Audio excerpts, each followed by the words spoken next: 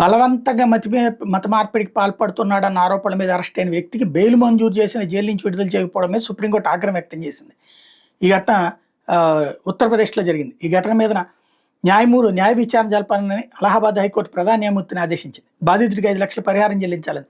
ఉత్తరప్రదేశ్కి చెందినటువంటి ఆఫ్తాబ్ తనను పెళ్లి తర్వాత ఇస్లాం మతం స్వీకరించాలని బలవంతం చేశాడని తన భార్య పోలీసులు ఫిర్యాదు చేసింది.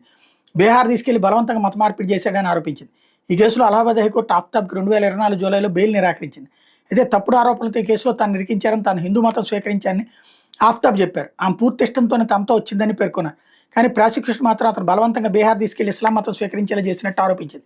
దీంతో ఆఫ్తాబ్ సుప్రీంకోర్టును ఆశ్రయించారు.